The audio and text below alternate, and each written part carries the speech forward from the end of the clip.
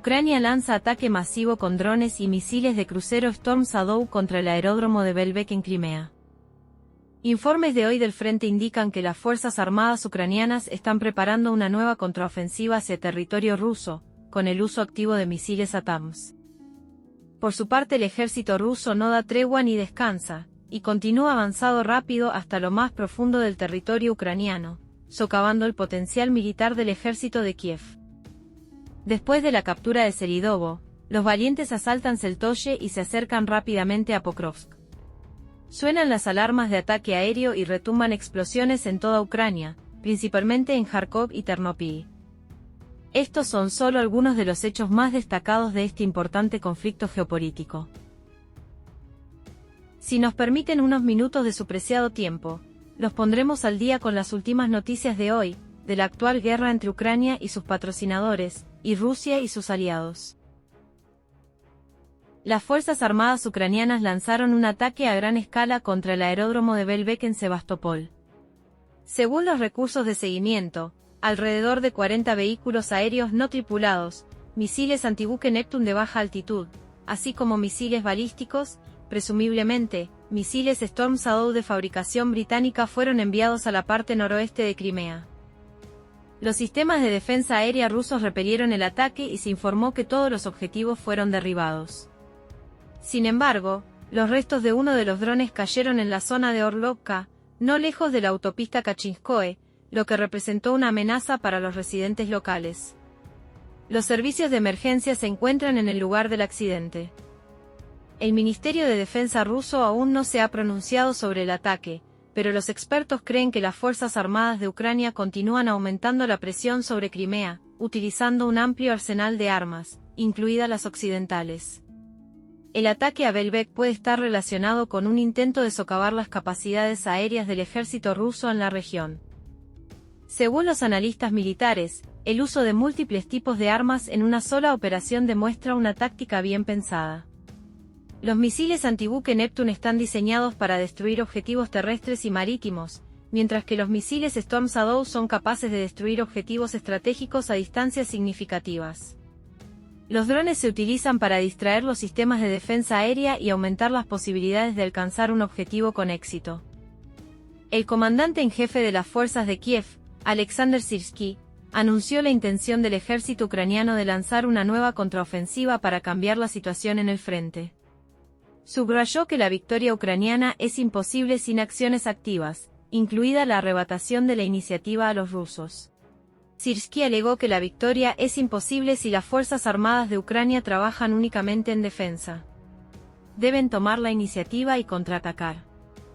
Según el comandante en jefe, una defensa exitosa debe complementarse con operaciones ofensivas para evitar que Rusia imponga sus condiciones. Estas declaraciones se producen en el contexto de feroces combates en puntos clave del frente, incluidas las direcciones de Donetsk y Zaporozhye, donde el ejército ucraniano se enfrenta a una rápida pérdida de control.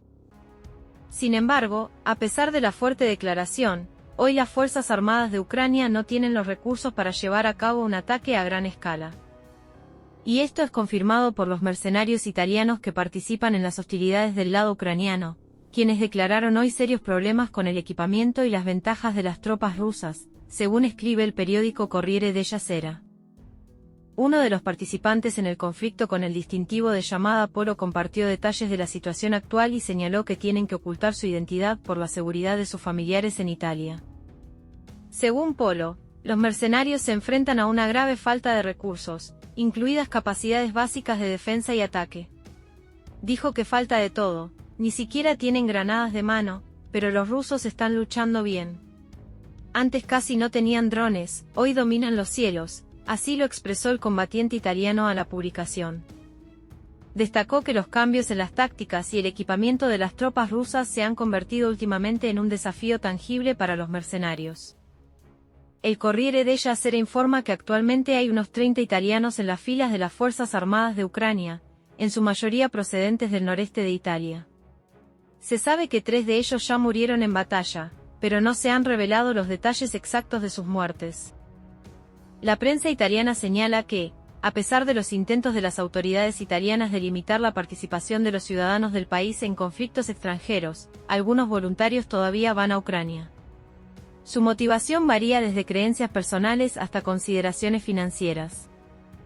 Y mientras desde Kiev planean su nueva contraofensiva en territorios rusos, el ejército de Rusia continúa avanzando hasta lo más profundo del territorio ucraniano. Corresponsales de guerra en el terreno informan que hoy se escuchan explosiones y alarmas en toda Ucrania. Los recursos ucranianos informan sobre lanzamientos de misiles balísticos rusos desde el territorio de Crimea. Las primeras explosiones se produjeron en Kryvyi Rih. Y escriben sobre posibles lanzamientos de un misil balístico desde el polígono de pruebas de Kapustin Yar. Las Fuerzas Armadas de Rusia siguen atacando objetivos situados en la retaguardia del territorio ucraniano, socavando así el potencial militar del ejército de Kiev. Los militares rusos atacaron varios objetivos en el territorio de diferentes regiones ucranianas, incluida la región de Ternopil. Anteriormente, la opinión pública rusa, que estaba en vísperas de la guerra, informó de que en el territorio de la mencionada región ucraniana había sufrido daños la subestación de Ternopilskaya, con una tensión de 330 kilovoltios. En el material se afirmaba que esta instalación es un importante centro de distribución del sistema energético ucraniano.